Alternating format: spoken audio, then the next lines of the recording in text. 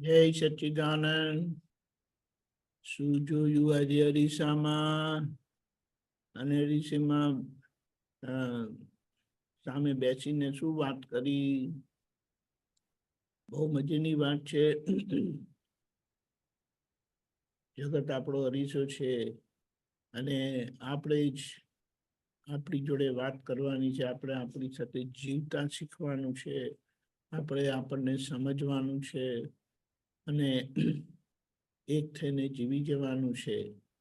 તો આ બધા પરિણામ આપણને અરીસા સામાયિક, ઠપકા સામાયિક, અરીસા જોડે આખો એક ઉપયોગપૂર્વકનો, જાગૃતિપૂર્વકનો આપણો આ વ્યવહાર, પ્રયોગાત્મક વ્યવહાર આપણને ખરેખર ખૂબ સરસ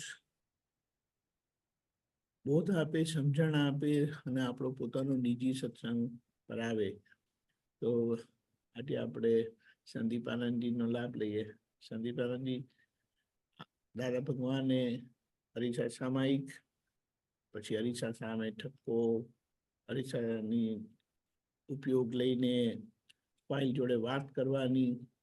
તો એ સંબંધી તમે કોઈ વખત જો પ્રયોગ કર્યો હોય તો જણાવો.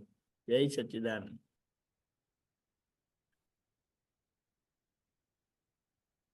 સંભળાયું? હલો સંદીપાનજી, સંભળાયું? હા, પાછું રિપીટ કરજો. નથી આવતો? અચ્છા, જો સાંભળો.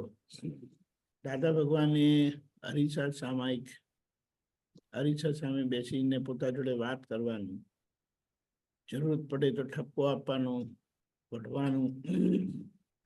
અમુક આપતપુત્રોએ, મહાત્મા હજી જણાવ્યું નથી, પણ અમુક આપતપુત્રોએ અરીસામાં જોઈને પોતાનું થપ્પડ બી મારે છે બરાબર, ખેંચીને. આપણે કહીએ ને ખેંચીને આપે એમ બરાબર. કેમ કે ક્યાં સાંભળતો નથી તો પછી શું કરવાનું? એમ કે કોઈ વખત એક્સ્ટ્રીમ ઉપાય કરવા પડે. અને એમ કરતા કરતા એ કેટલાક સમાધાન કે કેટલાક બદલાવ આપણને જે અધરવાઇઝ સામાન્ય પુરુષાર્થથી ન આવે, ત્યાં અરીસાના ઉપયોગથી આવે અને આવેલો છે. તો તમે થોડું એના પર સ્વાધ્યાય કરો અને તમારો અનુભવ હોય તો જણાવો જરૂરથી. જય સચ્ચિદાનંદ. જય સચ્ચિદાનંદ. એટલે આપણી ભૂલો, મને એવું લાગે છે કે આપણી ભૂલો જેટલી દેખાય છે ને, એ સામેવાળાનો જે સંજોગ આવે છે એ પ્રમાણે આપણને દેખાય છે. જે પણ વ્યક્તિ સામે આવે છે, દાદા ભગવાન કીધું કે અરીસા સામે ઠપકા સામાયિક કરવાનું. જનરલી આપણને જે બી સંજોગ બહાર ભેગા થાય છે એ બધા આપણે અરીસા જેવા જ લાગે છે. સામે હું જ ઉભેલો છું એવું લાગે છે ઘણી વાર. કે કોઈ ખોટું કામ કરે, આપણને કોઈ પણ રીતે દોષ આપણને દેખાય છે સામેવાળાનો, તે આપણી જ ભૂલ અંદર હોય તો જ આપણને દેખાય, બાકી આપણને દેખાતું નથી. એવું ઘણી વાર લાગે છે અનુભવમાં. એટલે ઘણી વખત એવું બી થયું છે કે સામેવાળો આપણા માટે પોઝિટિવ હોય તો પણ આપણને નેગેટિવ દેખાય છે.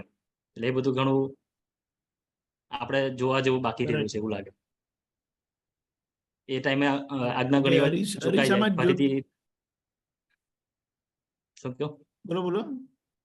અરીસામાં જોતા શીખવાનું છે એમ. હા, શીખવાનું છે.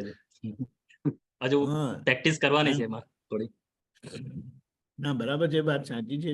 દાદા જે પ્રયોગ આપ્યો છે અને આપણે એમણે કીધું છે અને શાસ્ત્રે પણ જણાવ્યું છે કે ભરત રાજાને, ભરત ચક્રવર્તીજીને, આ અર્ધ કાલચક્રના પહેલા ચક્રવર્તી મહારાજને અરીસા ભવનમાં કેવળ જ્ઞાન થયેલું છે. તો પછી એ અરીસાનો ઉપયોગ તો સામાન્ય હોઈ જ શકે નહીં. એટલે એનો ઉપયોગ એવી રીતે ધીમે ધીમે કરતા શીખીને આપણે એનો લાભ લેવાનો છે. પોતે પોતાને શોધીને, ઓળખીને, સમજીને, એક થઈને બધાની સાથે નીકળી જવાનું છે. અને સૌથી મોટું શું કહેવાય, કમાણી એ છે કે જ્યારે ત્યારે આપણું મોઢું ચડી જાય છે, કંઈક ચહેરા થાય છે આપણા, એ એકદમ પ્રસન્નચિત્ત મુદ્રા, જ્યારે જુઓ ત્યારે ઉલ્લાસ ક્યારે ઓછો થાય નહીં. જાગૃતિ ડીમ થાય નહીં અને એનો આપણે લાભ લેવાનો છે. બિલકુલ વાત સાચી છે. જય સચ્ચિદાનંદ. બરાબર. જય સચિદાનંદ.